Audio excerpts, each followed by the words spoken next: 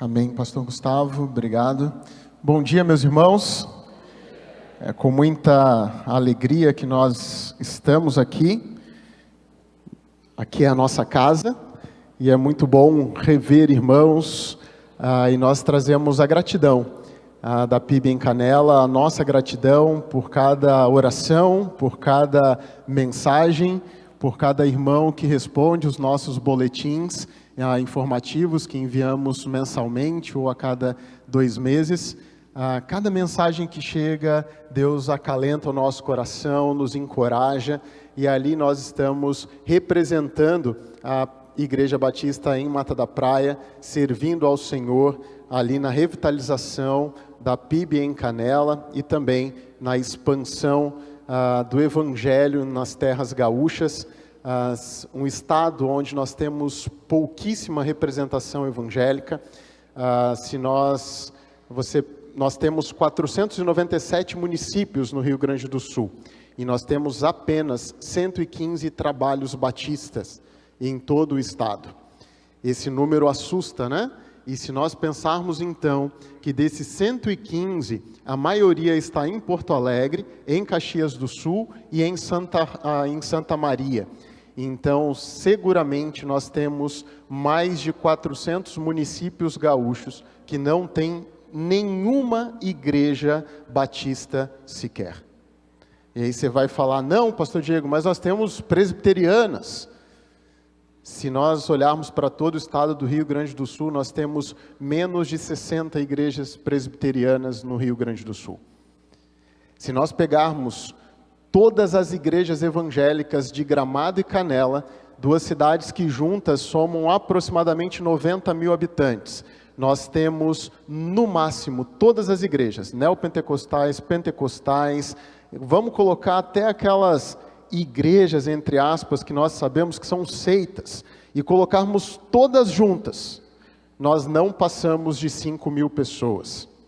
Nós temos 2 igrejas batistas em Gramado e Canela, a Igreja Batista de Gramado e a PIB em Canela. Somando as 2 igrejas, nós não passamos de 200 pessoas, num universo de 90 mil habitantes.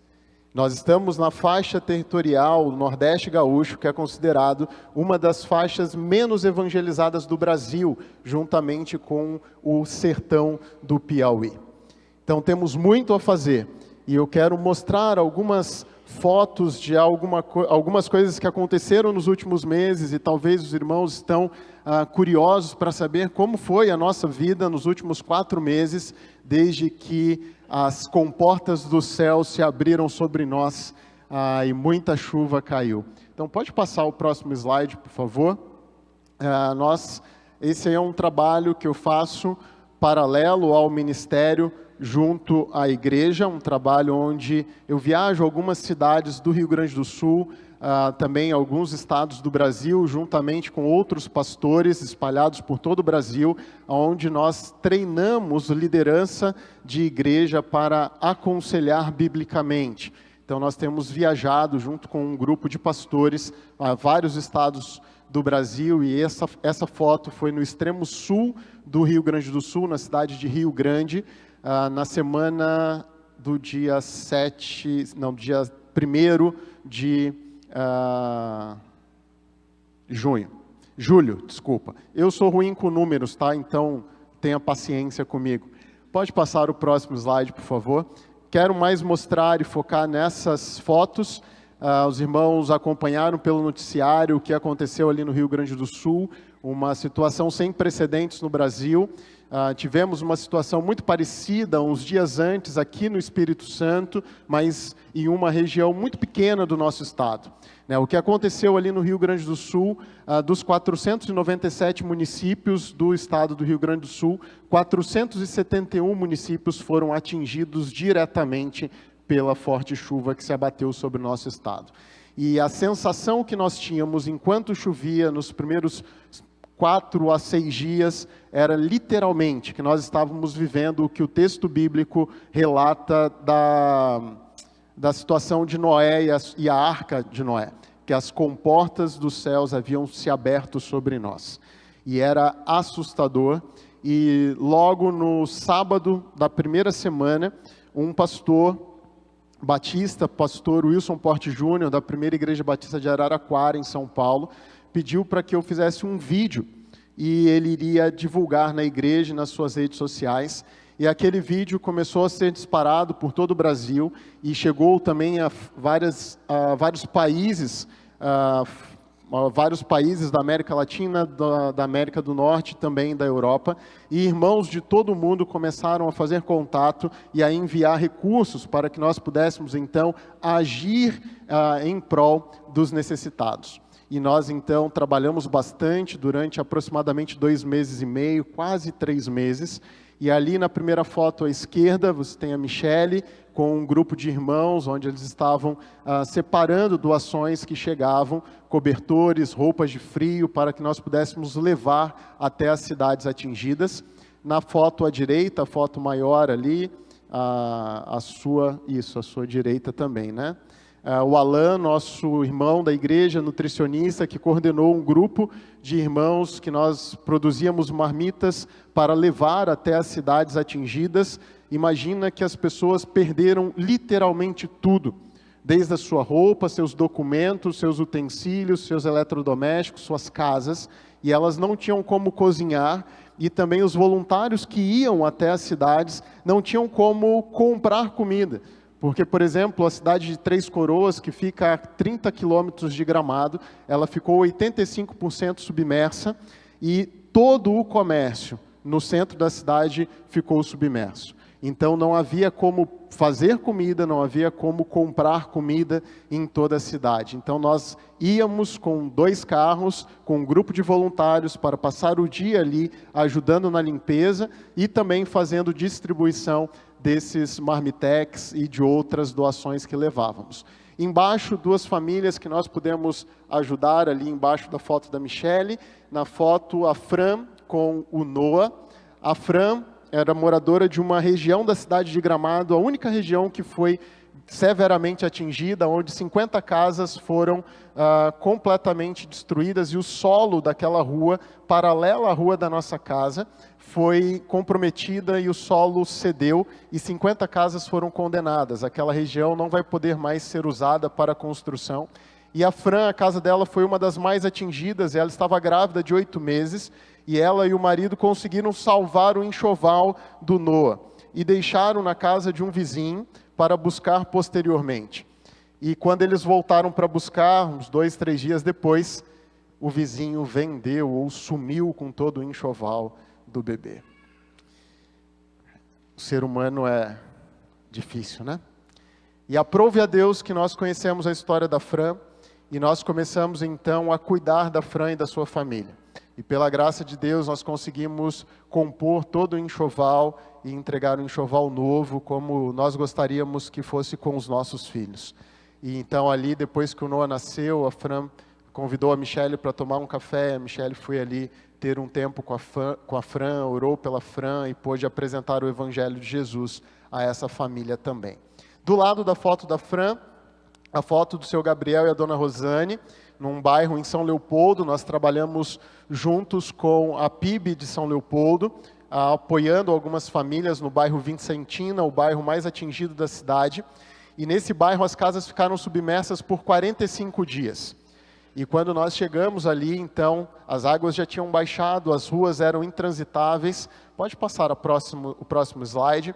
Essa é um pouquinho da situação que nós encontrávamos em muitas casas. E essa ali, a foto que tem do banheiro ali, é da casa do seu Gabriel e da dona Rosane. E a foto logo abaixo, as 2 fotos centrais, a foto logo abaixo é um pouquinho de como estava a rua, intransitável, com muito entulho. Quase não passava carros, caminhões não passavam. E nós então pudemos ali apoiar essa família, limpando. Nós descobrimos um produto que dissolve o barro, né? Então nós passávamos primeiro o produto na parede, depois limpávamos com o lava-jato, e nós pudemos auxiliar essa família. E me marcou muito uma situação que eles viveram, e nós vivemos junto com eles. Nós estávamos tirando todas as coisas da casa, e eles estavam tentando recuperar o fogão e a geladeira. e aquele fogão e a geladeira incrustado do barro, nós não conseguimos tirar, e esse barro ele é completamente contaminado, né, porque bichos, né, animais morrem, pessoas morrem, a contaminação com esgoto é algo realmente deplorável, e eles estavam tentando limpar para recuperar, porque eles perderam absolutamente tudo. O carro deles, a força da água, abriu o porta-mala e o estepe estava em cima do telhado da casa. Aí eles estavam ali tentando recuperar o que podiam, e naquela situação eu falei, gente, não vamos recuperar, vamos jogar no lixo. Mas eles falaram, pastor, a gente não tem como comprar. Eu falei, não, Deus vai dar para vocês. Então nós pudemos comprar fogão, geladeira, e pedimos para entregar ali na casa do seu Gabriel e a dona Rosana, desviados do Evangelho, com um testemunho péssimo de uma liderança de uma igreja por onde eles passaram, e agora eles estão congregando novamente na PIB de São Leopoldo, sendo acompanhado pelo pastor Reginaldo e equipe. Próximo slide, por favor. Aqui uma outra história, sempre esqueço o nome dele, seu Jorge. Seu Jorge, no início da pandemia, foi abandonado pela esposa e ficou com as duas filhas. Hoje, uma com 11 anos e uma com 9 anos. A de 9 anos com autismo severo, e ele ficou junto com a mãe dele, cuidando das crianças. Durante a pandemia, a mãe dele contraiu Covid, veio a óbito, e o seu Jorge ficou sozinho, cuidando das duas filhas. Essa casa é no mesmo bairro, no bairro Vicentina, no mesmo bairro da Rosana e do Gabriel. E eles então também ficaram 45 dias submersos, e quando chegou a história para nós, o seu Jorge, nós então decidimos como igreja que nós iríamos acompanhar essa família em toda a etapa de reconstrução da casa. A limpeza já havia sido feita, nós então conseguimos, juntamente com um outro grupo de voluntários e irmãos em Cristo da cidade, conseguimos todo o material para trocar o piso, e nós conseguimos uma equipe de voluntários junto com uma igreja batista de Canoas para refazer todo o piso. E esse dia aí foi o dia que nós fomos, que a Michele foi com um grupo de irmãos ali, eles fizeram a segunda demão de pintura, e nós então reequipamos toda essa casa, trazendo um pouquinho de dignidade para essa família. Compramos uma série de livros cristãos para as crianças e fizemos o seu Jorge se comprometer que leria para as crianças, e também pudemos falar do amor de Deus para essa família. Meus irmãos, nós teríamos inúmeras histórias para contar dessas andanças que tivemos. Nós, como igreja, conseguimos apoiar mais ou menos, aproximadamente 13 cidades, sempre em parceria com igrejas próximas a essa cidade. Enviamos muitos recursos para igrejas, para a nossa convenção lá do Rio Grande do Sul, que está reconstruindo a casa e a igreja de pastores que perderam absolutamente tudo. Então nós participamos efetivamente desses momentos, e foi um privilégio, mas também muito desgastante emocionalmente, mas foi um privilégio ser o braço e as mãos de Deus em alcance do necessitado, e poder levar principalmente o Evangelho de Jesus a essas pessoas. E nós ouvimos muitas histórias tristes, choramos juntos, mas aprove a Deus nos dar também condições de abençoar muitas pessoas nesse tempo. Próximo slide. Aqui um pouquinho da nossa vida de igreja, ali nosso espaço de culto.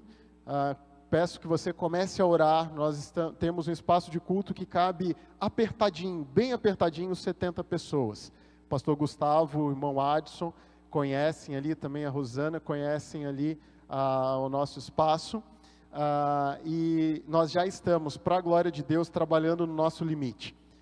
Graças a Deus tem um rodízio, né? As pessoas vão, então nós sempre conseguimos acomodar. Mas se forem todos os frequentantes, membros e frequentantes, hoje na casa dos 65, 70, com as crianças, hoje em torno de 25 crianças, nós não temos onde colocar.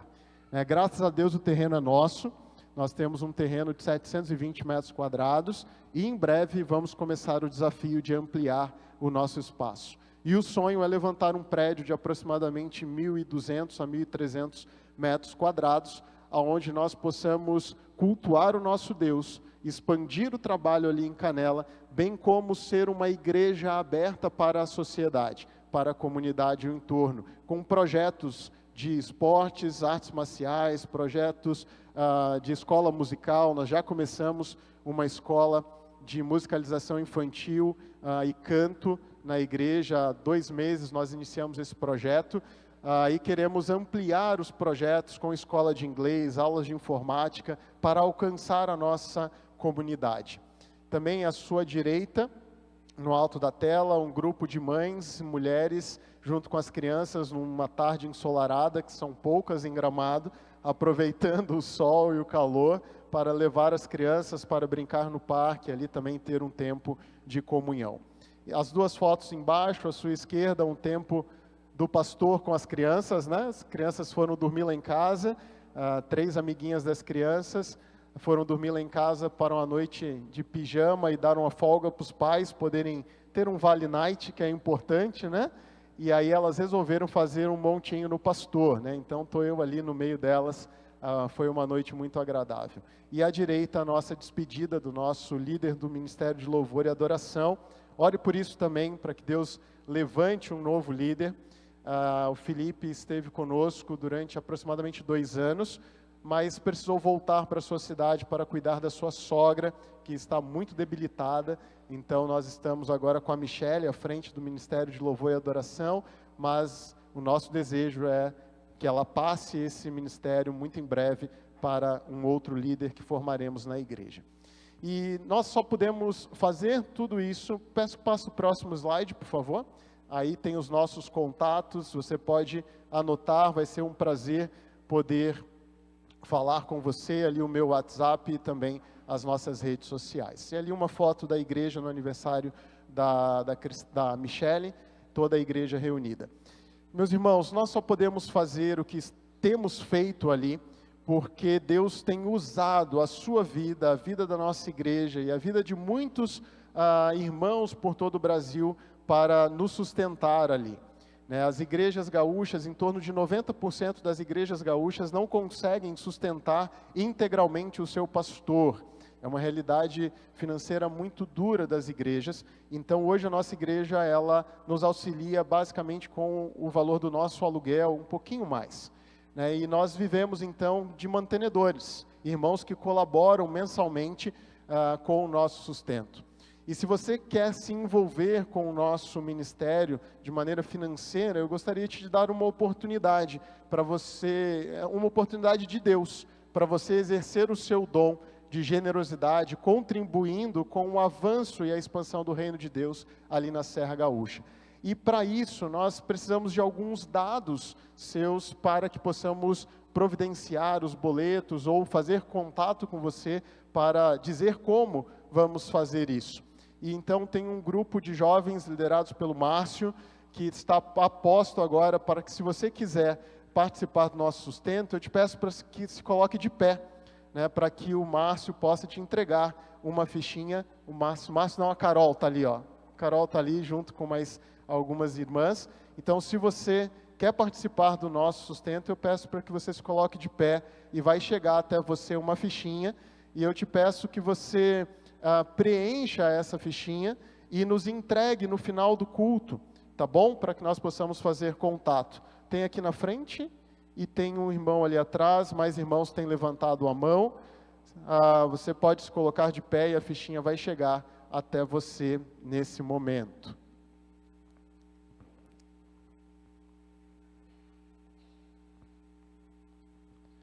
Mais alguém, meus irmãos?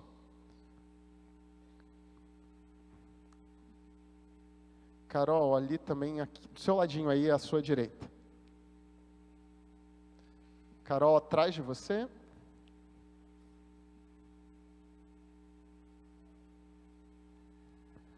Lá atrás também.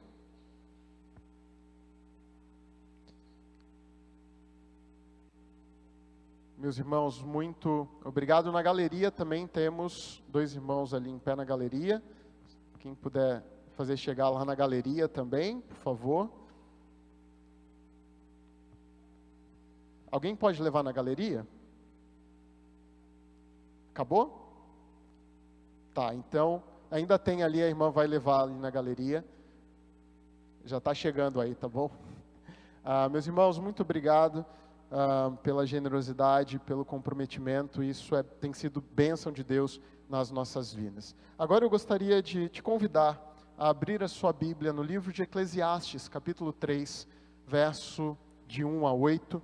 Nós vamos então agora ler esse texto bíblico e rapidamente pensar sobre alguns aspectos desse texto e aplicar a nossa vida diária. Vamos ler então Eclesiastes capítulo 3, verso de 1 a 8. Você pode abrir a sua Bíblia, ligar a sua Bíblia ou acompanhar também aqui na nossa projeção. Eclesiastes capítulo 3, verso de 1 a 8. O texto bíblico diz assim: tudo tem o seu tempo determinado, e há tempo para todo propósito debaixo do céu. Há tempo de nascer e tempo de morrer, tempo de plantar e tempo de arrancar o que se plantou, tempo de matar e tempo de curar, tempo de derrubar e tempo de construir, tempo de chorar e tempo de rir, tempo de prantear e tempo de saltar de alegria, tempo de espalhar pedras e tempo de ajuntar pedras, tempo de abraçar e tempo de deixar de abraçar, tempo de procurar e tempo de perder, tempo de guardar e tempo de jogar fora, tempo de rasgar e tempo de costurar, tempo de ficar calado e tempo de falar, tempo de amar e tempo de odiar, tempo de guerra e tempo de paz. Oremos, meus irmãos. Querido Deus, lemos a Tua palavra agora, Pai, e confiamos que a Sua palavra ela é viva e eficaz. Ela é mais penetrante que a espada de dois gumes, e ela tem poder para separar o indivisível. Ela tem poder para transformar as nossas mentes e corações, para nos dar vida. Pedimos, ó Pai, nesta manhã, que o Senhor fale conosco, que na ação do Teu Espírito Santo e no poder da Tua palavra, nós sejamos transformados, impactados, confrontados pela Sua palavra. Que ao final o Senhor seja glorificado em todas as coisas e a Sua igreja edificada para o louvor do Teu nome. Oramos assim no nome santo de Cristo Jesus. Amém e amém. Nós vivemos dias onde nós muitas vezes nos sentimos prisioneiros do tempo. Corremos para um lado e para o outro, e às vezes temos a impressão que em determinadas épocas da vida, ou em determinados dias da nossa vida, precisaríamos de dias de 48 horas. Mas na verdade, todos nós temos o mesmo tempo para administrar na vida e no dia a dia. Uma crônica, eu creio ser de autoria do Nelson Freitas. Essa crônica recentemente ficou conhecida por ele, um corte que foi feito de um programa de podcast. Ele estava então recitando essa crônica, e eu gostaria de ler essa crônica nesta manhã com os irmãos. O título da crônica é O Banco da Vida. Imagine se você tivesse todos os dias exatamente R$ 86.400 para gastar em uma conta no banco. Ao final de cada dia, sua conta era zerada e novamente eram depositados R$ 86.400. Todos nós somos clientes deste banco. Este banco chama-se tempo. Deus nos dá 86.400 segundos todos os dias para serem vividos da melhor maneira possível, amando, aprendendo, ensinando, caindo, levantando, vivendo. Para saber o valor de um ano, pergunte para um garoto que repetiu de ano. Para saber o valor de um mês, pergunte para uma mãe que teve seu filho prematuro. De uma semana, para um editor de um jornal semanal. De um dia, para pessoas que têm tarefas importantíssimas para serem feitas urgentemente. Para saber o valor de uma hora, pergunte aos amantes que não veem a hora de se encontrar. De um minuto, a quem perdeu um avião. E de um segundo, para quem conseguiu evitar um acidente de trânsito. Para saber o valor de um milésimo de segundo, pergunte a um atleta que ganhou uma medalha de prata nas Olimpíadas. Por isso, não desperdice seu tempo. Ele é o seu bem mais precioso, e é com ele que você vai estar com as pessoas que você mais ama, seus filhos, sua esposa, seu marido, seus pais, seus netos, seus avós. A gente só dá valor quando perde. percebe que tinha tanto beijo para dar, tanto abraço. Precisamos viver o agora. Não adianta pensar lá no futuro. O ontem é história, o amanhã é um mistério e o hoje é uma dádiva. Por isso é chamado de presente, presente de Deus. O texto de Eclesiastes é um texto que muitas vezes nós não gostamos de ler.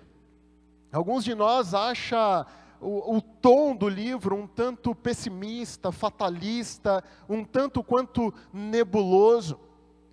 O autor, o pregador, como ele se identifica no próprio livro, nós cremos ser Salomão, filho do rei Davi, também rei em Israel. Também conhecido biblicamente como o homem mais sábio de todos os tempos. E Salomão, ele começa nos primeiros 2 capítulos do livro a dizer algumas verdades sobre a vida, algumas conclusões que ele chega ao observar a vida, e a conclusão que ele chega, o resumo de todas as coisas é que vaidade de vaidade, tudo é vaidade.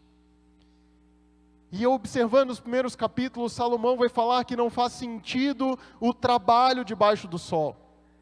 Porque ao final das contas, nós trabalhamos, juntamos, mas vai chegar um momento que nós vamos morrer. E quem vai herdar aquilo ali, muitas vezes não vai lidar de maneira correta e vai desperdiçar tudo aquilo que juntamos, tudo aquilo que plantamos e acumulamos.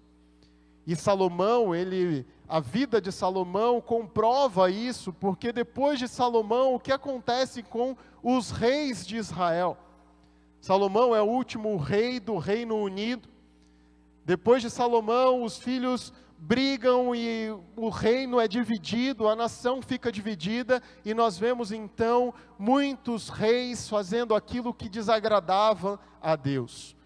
A maioria deles desagradaram a Deus e perderam todo ou quase todo o território que Davi e Salomão haviam construído. Mas no finalzinho do capítulo 2, Salomão dá uma virada naquilo que ele vem dizendo, e ele olha para a vida e ele diz ao homem: nada melhor do que comer, beber, se alegrar e desfrutar daquilo que o próprio Deus dá. Nós, para entendermos o livro de Eclesiastes, precisamos entender que Salomão, quando está dizendo que vaidade de vaidade, tudo é vaidade, Salomão está fazendo uma observação da vida, olhando a vida desde a perspectiva terrena. Ele não está colocando nessa equação a pessoa de Deus. E ele começa a observar, e tem uma expressão que deixa isso muito claro. E ele diz que a vida debaixo do sol, ou a vida debaixo do céu. A expressão debaixo do céu, ela é um pouquinho mais positiva do que a expressão debaixo do sol.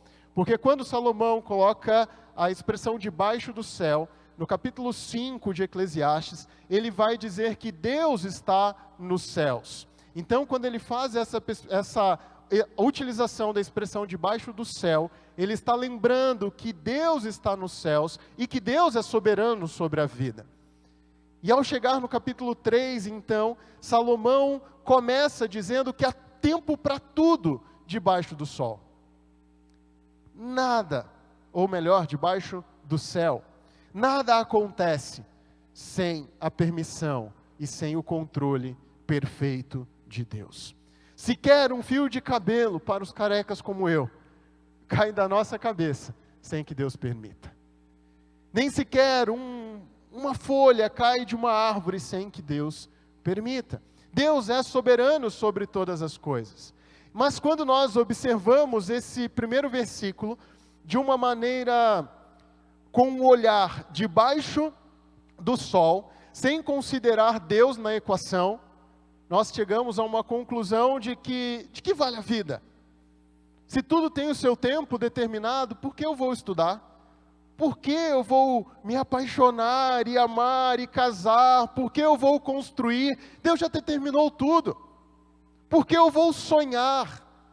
A vida vira um tanto quanto fatalista e nós esquecemos de Deus na equação. Mas Salomão, na verdade, está trazendo a perspectiva correta de alguém que compreende a soberania de Deus. E isso fica claro porque no capítulo 3, no versículo 11, Salomão vai falar que Deus fez tudo formoso no seu devido tempo. Salomão está considerando a vida debaixo da soberania de Deus. E quando nós consideramos isso deveria nos encher de segurança para viver a vida de maneira que agrade a Deus, sabendo que Deus coordena todas as coisas. E que nada fugiu do controle de Deus, mesmo quando a enchente se abateu sobre o Rio Grande do Sul. Há tempo de plantar e tempo de colher. Há tempo de plantar e tempo de arrancar. Há tempo de construir e tempo de destruir. Há tempo de erguer e tempo de derrubar. Há tempo para tudo debaixo do céu. Nada foge do controle de Deus. E nós muitas vezes olhando para esses pares que Salomão vai trazer de vida e morte, construção e demolição, guerra e paz, nós podemos pensar que Salomão está falando somente de coisas que nós fazemos. E é verdade, todos nós fazemos absolutamente tudo isso que Salomão colocou entre pares. Mas na verdade o que Salomão está fazendo? Salomão está brincando com uma figura de linguagem chamada merisma. E o que é um merisma? Um merisma é uma figura de linguagem que usa dois opostos para expressar um todo. Então, por exemplo, um outro merisma na Bíblia, quando Gênesis 1:1 diz para nós que Deus criou céus e terra. O que Moisés está querendo dizer para nós? Que Deus criou somente a terra que pisamos e os céus que contemplamos? Não! Moisés está dizendo para nós que Deus criou tudo o que nós vemos no universo entre o céu e a terra. Dois opostos que trazem uma menção de completude muito maior do que apenas os dois opostos. E Salomão está fazendo justamente isso em 14 pares. Lembremos que 7 é o número da perfeição na Bíblia. E Salomão está usando 7 vezes 2, 14 pares, para também nos mostrar as perfeições de Deus. Mostrar que Deus é soberano sobre a vida e sobre a morte. Nós muitas vezes gostamos de pensar num Deus unidimensional. Um Deus que dá vida. Um Deus que controla a vida e que nos dá a vida. Que nos trouxe à existência no dia 18 de setembro de 82. Deus me trouxe à existência e num dia específico e hora específica, trouxe cada um de nós à existência. Mas nós esquecemos também que Deus é o Deus que controla também a morte. E num dia já estabelecido por Deus, numa hora já estabelecida por Deus, absolutamente todos nós, não quero que ninguém vá daqui a 1 minuto, mas absolutamente todos nós morreremos. Nosso coração parará de bater, nossos pulmões parará de inflar e desinflar, e nós então morreremos. Mas para nós, morrer será vitória. Logo, não precisamos nos preocupar com isso. Mas certo é que Deus controla absolutamente todas as coisas. O Antigo Testamento vai trazer uma metáfora que é utilizada para falar do povo de Deus. E o Antigo Testamento vai dizer que Deus plantou uma vinha. E essa vinha, ela é representada pelo povo de Deus. Mas essa vinha, para que ela permanecesse, para que ela continuasse frutificando, ela precisava obedecer. E o que acontece então, em um determinado tempo, essa vinha caminha longe de Deus, desobedece a Deus, essa nação se afasta de Deus e quebra os mandamentos de Deus. E o que acontece? Deus arranca essa vinha, e Deus espalha esse povo nos cativeiros, babilônico e assírio. Mas chega um tempo que Deus reúne novamente esse povo na cidade de Jerusalém. Nós vemos isso nos livros de Esdras, Ester e Neemias. O povo volta a Jerusalém, as muralhas são reconstruídas, o templo é reconstruído, o serviço sacerdotal é restabelecido.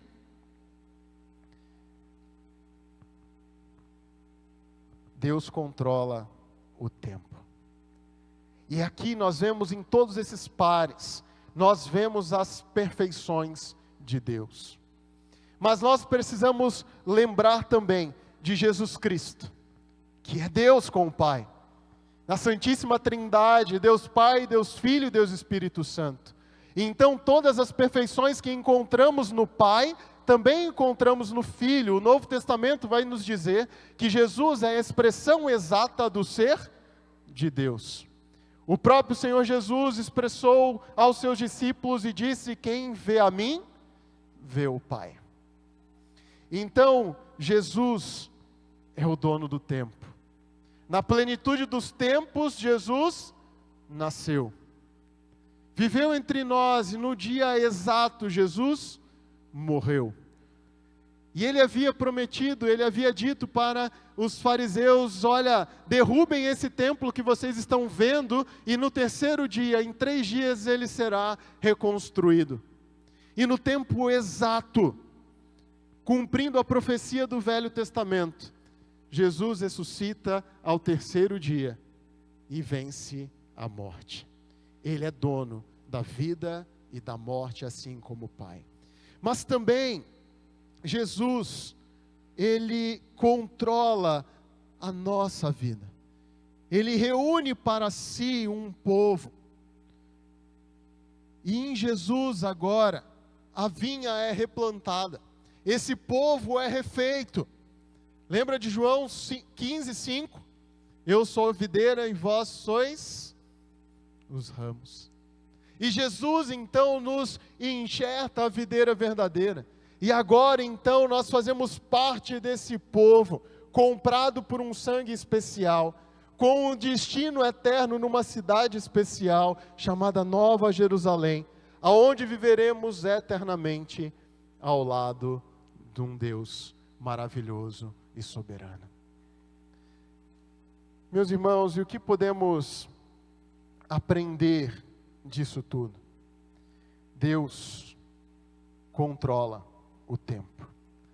E nesse tempo que Deus controla, tem pelo menos 3 princípios que nós podemos aplicar de maneira prática à nossa vida.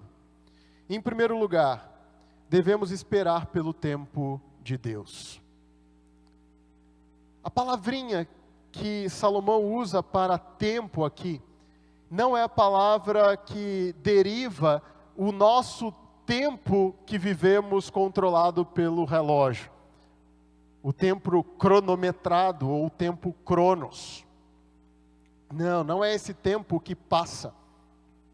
Mas é outra palavrinha chamada kairos. A palavrinha que determina o tempo exato, o tempo perfeito, o tempo preciso, onde todas as coisas acontecerão nesse tempo perfeito.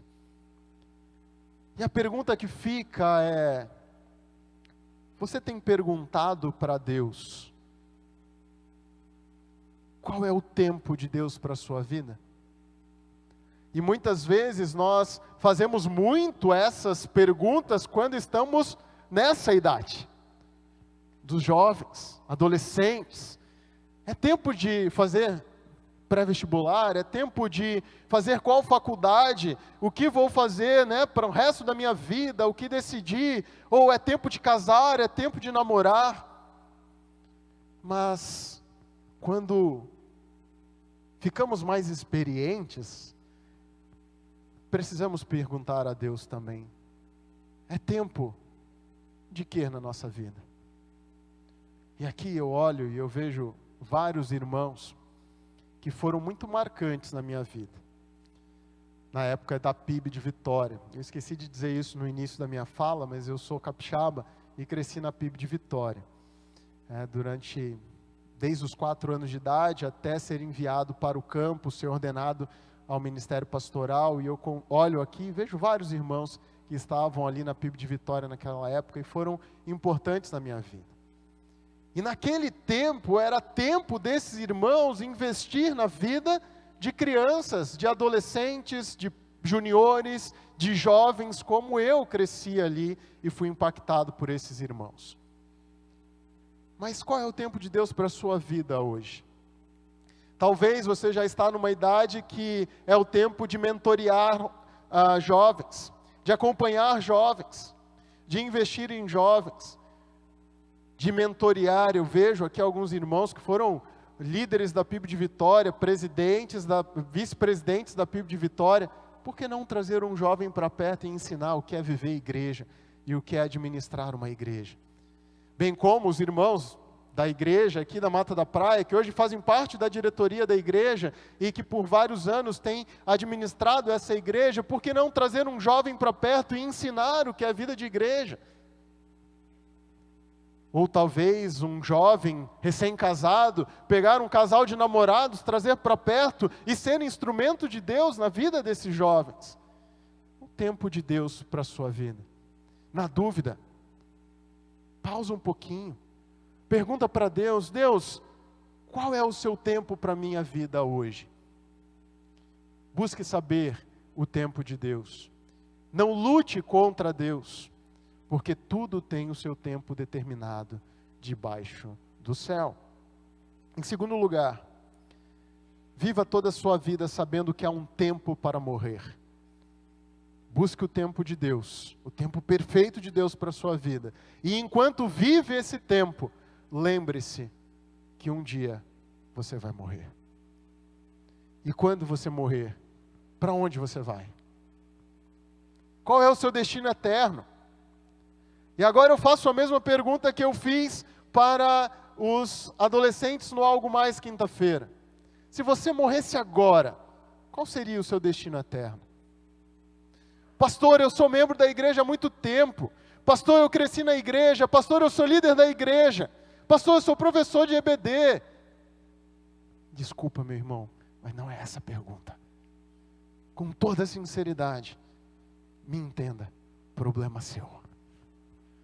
A pergunta é: se você morrer hoje, para onde você vai? Você creu de todo o coração que Jesus é o Filho de Deus e confessou que você é pecador, se arrependeu dos seus pecados e foi realmente transformado pelo Evangelho de Jesus? Essa é a pergunta. Se você não tem certeza para onde você vai, hoje é o tempo perfeito de Deus para que você faça essa oração, reconhecendo que Jesus é o Filho de Deus, crendo de todo o coração nisso e confessando que você é pecador para a salvação. Faça isso, não deixe esse tempo passar. Em terceiro e último lugar, faça bom uso do tempo que você tiver. E como podemos fazer bom uso do tempo que temos? Viva esse tempo para a glória de Deus. Em tudo que você fizer, quer comais, quer bebais, ou façais qualquer outra coisa, faça para a glória de Deus. Mas existe algo que sempre vai ser tempo, e o tempo perfeito para se fazer. Mateus capítulo 28, verso 19 e 20 nos diz: portanto, vão e façam discípulos de todas as nações, batizando-os em nome do Pai, do Filho e do Espírito Santo, ensinando-os a guardar todas as coisas que tenho ordenado a vocês. E eis que estou com vocês todos os dias até o fim dos tempos. Sempre é tempo para proclamar a Jesus. Devemos pregar o Evangelho a tempo e fora de tempo. Nunca deixou de ser o tempo de pregar o Evangelho, o poder de Deus para a salvação de todo aquele que nele crê. continue sendo testemunha viva de Jesus. Aonde você está? Aqui em Mata da Praia, no bairro que você mora, na Grande Vitória, no estado do Espírito Santo. Mas junte-se também, não só a nós ali no Rio Grande do Sul, mas a todo aquele que tem dedicado a sua vida a pregar o Evangelho nos campos missionários. Ore por eles, ore por nós, ore por cada missionário, invista tempo, envie uma mensagem. Lembrei de você, orei por você. Envie recursos para que possamos seguir vivendo lá na ponta da lança, sendo os representantes da Igreja do Senhor Jesus, para a glória de Deus. Meus irmãos, que Deus nos ajude a viver no tempo que Ele estabeleceu e a experimentar o tempo perfeito de Deus nas nossas vidas. Amém? Quero orar mais uma vez com os irmãos e assim passar a palavra. Querido Deus, muito obrigado, Pai, porque podemos confiar na Sua soberania e podemos descansar no Senhor. Obrigado porque o tempo do Senhor é perfeito. A Tua vida, Pai, em nós, ela é perfeita. Que nós possamos desfrutar disso. Que nós possamos, Pai, voltar àquele primeiro amor e viver, Pai, encantados com a Sua soberania, desfrutando do tempo que o Senhor nos dá a viver. Abençoa, Pai, continue abençoando esta amada igreja. Continue abençoando o pastor Marcelo, toda a equipe ministerial, Pai, para continuar conduzindo esta parte do Teu rebanho em triunfo aqui, em vitória e alcançando as nações até os confins da terra. Pai querido, fortalece esta igreja. Que desta igreja o Senhor levante missionários, missionárias, pastores, líderes da Tua igreja, para a edificação da Tua igreja e para a glória do Teu nome. Pai querido, que daqui o Senhor levante profissionais comprometidos com a Tua palavra e que vão ser testemunhas vivas do Teu Evangelho no exercício das suas profissões. Pai querido, ouça a nossa oração. A fazemos no nome santo de Jesus Cristo. Amém e amém. Meus irmãos, última palavra. Se você estiver por Gramado e Canela, passeando, passando férias, visitando a nossa região, por favor, faça contato. Será um prazer recebê-los ali e poder tomar um café, quem sabe comer uma costela bem gorda, né, e bem abençoada por Deus, e ter um tempo de comunhão. Mas aí você vai ter que experimentar o chimarrão também, tá bom? E desfrutar aí dessa iguaria gaúcha tão proveitosa para a nossa saúde. Deus abençoe, meus irmãos.